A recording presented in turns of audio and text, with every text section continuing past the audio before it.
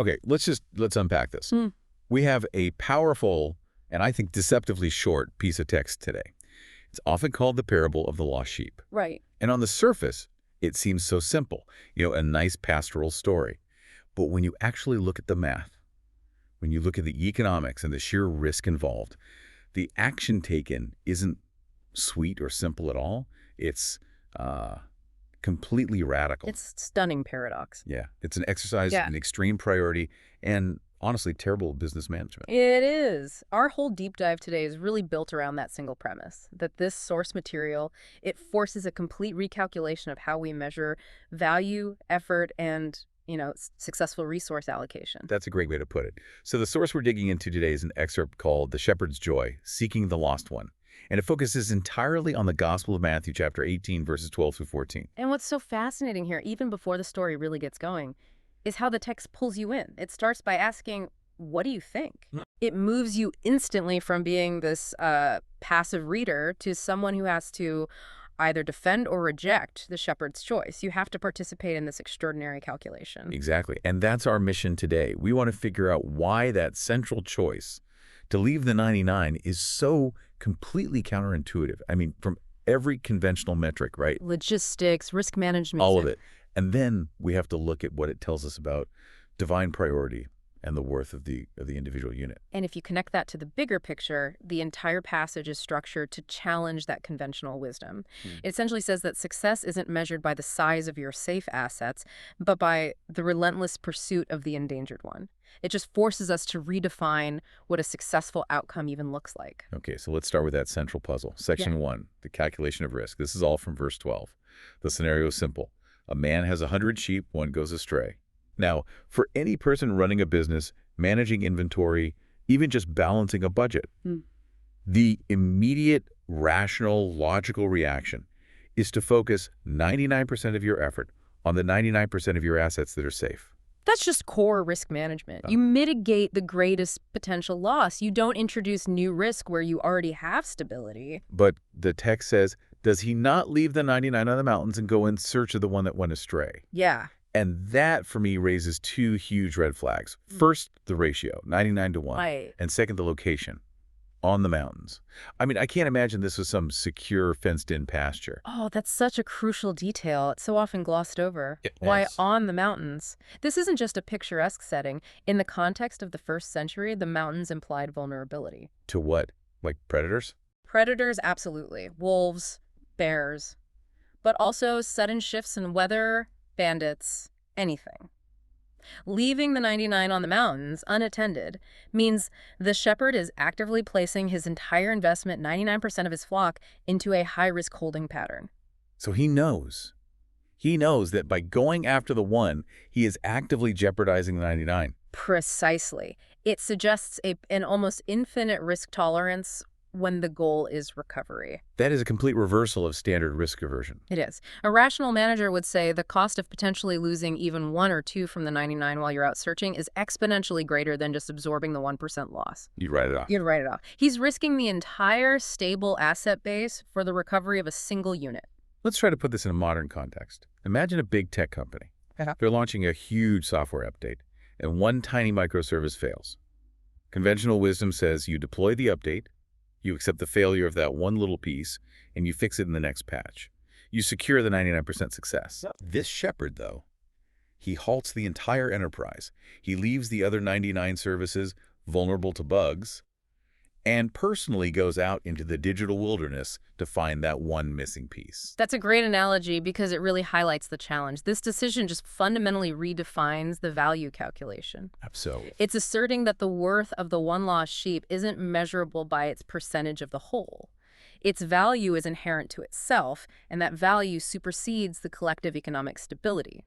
The system exists to protect the one, not the other way around. That is a profoundly challenging concept. I mean, for any society built on utilitarianism or statistics, it means every single unit is priceless. And if something is priceless, then the cost of retrieving it, it's irrelevant. Which requires extreme effort. And that moves us perfectly into section 2, the logic of extreme effort, which really comes from verse 13. That's the pivot. If the risk is that high, the reward structure has to be looked at. So the shepherd searches. And crucially, he finds the lost sheep. But the emotion that follows, that's the real insight. He rejoices over it more than over the 99 that never went astray. That word, more. Yeah. That just makes the logic explode all over again. Yeah. We'd expect proportional joy. You found the one, great.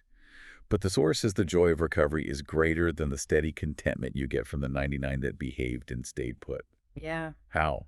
How do we even explain a joy that doesn't add up on paper? Well, we typically celebrate stability, right? The status quo. Successful maintenance, the 99 represent reliable inventory. Sure. But the text elevates the effort of recovery above the ease of preservation. The joy is amplified not by the sheep itself, but by the risk taken, the searching, the resolution of the crisis. It's the difference between simple contentment and the ecstatic rush of redemption. So the lost sheep becomes uniquely valuable because it was lost, and because it required the shepherd's sacrifice of time, energy, and risk to get it back. Yes, the value is generated by the expenditure of that effort. I see. And if you connect this to the bigger picture, this narrative structure, it's emphasizing that the divine priority values the redeemed state achieved through intense personal effort, more profoundly than the state of just constant security. So it's like the difference between inheriting a fortune and saving a fortune that was about to be lost in a fire. Exactly. The satisfaction from the rescue is visceral. It's deeper. I think this also offers a clue about the 99. Their safety, while appreciated, it's expected. There's a baseline contentment there. Right. But when something is pulled back from the brink, when that risk finally results into success, that demands a whole new category of celebration.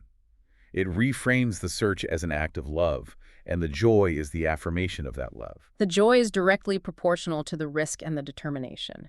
It's the ultimate countercultural message against efficient management. You don't manage, you love. And love dictates that 100% loss prevention is the only acceptable goal. This intense, disproportionate joy, it sets the stage perfectly for the final takeaway in the last verse. So now we're in section 3, defining the little ones. The parable serves as this detailed illustration for the final statement. So it is not the will of my Father who is in heaven that one of these little ones should perish. The shepherd's action reflects the Father's will. That's the theological anchor. The shepherd's insane risk is acceptable because it models the inherent disposition of the divine. But we absolutely have to ask, who exactly are these little ones? Because that term is deliberately broad. Okay, so let's break down the interpretations that the source material gives us, starting with the most straightforward one. The first is the literal interpretation. The little ones are actual small children. Okay. And that powerfully reinforces this idea of utter vulnerability, dependence, and the need for intense, focused protection. It sets a baseline of fragility that demands action. That makes sense. It immediately grabs our attention because protecting children is universal priority. But the language quickly expands beyond just age, right? It does. The second major interpretation is the statusless. The marginalized. The marginalized, the poor, the vulnerable, anyone who's easily overlooked. They're the ones who, in worldly terms, might be considered numerically insignificant. Or economically disposable. Exactly. And the shepherd's action validates their inherent worth. It proves they are never insignificant in the eyes of the Father. And this is where the parable really challenges social hierarchies. If you're the person society usually dismisses, the one that's an acceptable loss on a budget report, this says, no, you are the subject of an absolute, non-negotiable priority. Precisely. And then there's the third reading, which comes from the context of Jesus speaking directly to his followers. In this reading, the little ones are the disciples themselves. So people of faith. People of faith who might be spiritually weak or prone to stumbling, like the sheep who physically went astray. So the lesson isn't just about those outside the group, but it's a warning to those inside the 99. Yes. Complacency can lead to straying, and the intensity of the rescue mission will be exactly the same. The genius of that term, little ones, is how it works on all those levels at once. It does. It works for the vulnerable child, the marginalized adult, and the straying believer. The identity changes, but the priority, absolute protection from perishing, remains constant. The ambiguity just maximizes the reach of the idea. So it doesn't matter if you feel like the vulnerable child, the overlooked person, or the perpetually stumbling disciple. The result is the same. Mm. The Father's will is actively and intentionally directed toward preventing your loss. Yeah. The whole risky, economically illogical enterprise is justified by that one simple priority. It's the ultimate statement that love, not logistics, defines divine operations. It dictates that every resource, even risking the status quo, must be deployed for the sake of the one. And that gives a whole new meaning to the idea of being invaluable. Your worth isn't defined by your reliable contribution to the group, but by the immense effort the shepherd is willing to expend to get you back. And that's a powerful, comforting realization for anyone who has ever felt like the outlier. Okay, let's bring this deep dive home. We've unpacked a short, but a profoundly challenging passage about divine economics. We have. We learned that the priority is always on the rescue of the individual over the easy maintenance of the collective. The value of the effort, the search, creates a joy far greater than the stability of the secure 99. I think the takeaway for you, listening, is that the Father's will is so actively opposed to loss that it dictates behavior, the shepherd's actions. That looks wildly irrational from a purely human perspective. So if you're feeling overwhelmed by complexity, or maybe feeling invisible in a large system, just remember this image, the singular, intense focus on the one. Yeah, the source material indicates that whether you identify with the secure majority or the individual who has strayed, the divine will is focused on preventing any loss. It completely reframes what rescue truly costs. And how much you're truly valued. Which leaves us with a final provocative thought, something for you to explore on your own. Yeah, we talked a lot about the radical risk the shepherd took, trusting the 99 to stay safe while he searched for the one. But what does this parable imply about the capacity for endurance and responsibility among the group that is not lost? That's a huge implication for those of us who think we're safe. Maybe true maturity, true faith, isn't just about being the one who's found. Maybe it's about being trustworthy enough, mature enough to hold the line, to withstand the dangers of the mountains, and to maintain that collective safety while the immense work of rescue is underway for the one who needs it most. That's something for you to mull over.